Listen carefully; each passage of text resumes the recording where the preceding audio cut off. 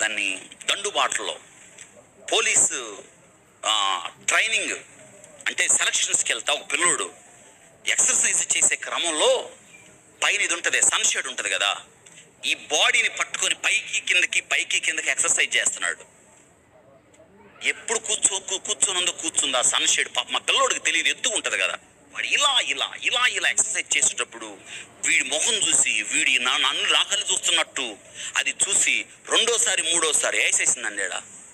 తెలుసా, ఇక్కడే దండుబాట నుంచి మన హాస్పిటల్కి 2 కిలోమీటర్లు కూడా ఉండదు. ఉదయానే అండి 5:30కో అంతే, 5:30 వాడిని తెచ్చేలోపు చచ్చిపోయాడు. 22-23 సంవత్సరాల పిల్లోడు. నేను చూడగానే అర్థమైంది వీడిని పాము కరిసింది అని. ఆ తర్వాత వీడు విచిత్రం ఏంటంటే పాము కరిసిందని కూడా తెలియదు తెచ్చిన వాళ్ళకి, చచ్చిపోయాడు అప్పటికి. నేను చూసి పాము కరిసింది, చనిపోయాడు.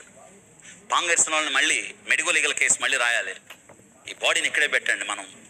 మీరు ఖచ్చితంగా ఏమైందంటే ఎక్సర్సైజ్ చేస్తున్నాడు కింద పడిపోయాడంటే ఖచ్చితంగా ఆ పరిసరాల్లో పైన ఏముంటుంది మీరు వెళ్ళి చూడండి అంటే వాళ్ళు వెళ్ళి చూశారు. నిజంగా మళ్ళీ వెళ్ళి పిల్లలు, ఆయనతో పాటు వచ్చిన పిల్లలు పరిగెత్తుకుంటూ వెళ్ళి చూస్తే పాము అక్కడే ఉంది. చంపేసి దాన్ని తీసుకొచ్చారు అక్కడికి. ఇంతే ఉందండి పాము, చిన్న పాము, నిలువెత్తు. వాడు ఇంతలా ఇంత ఎత్తున ఉన్నాడు పాపం. పోలీస్ సెలక్షన్స్కి వెళ్తున్నాడు, చచ్చిపోయాడు. చూసారా పాము అంత ప్రమాదకరమైంది. ఏంటది? ఆ కట్ట పాము లాంటోడు దాను, ఆ వంశంలో ఎవరేమా విచిత్రం ఏంటి తెలుసు?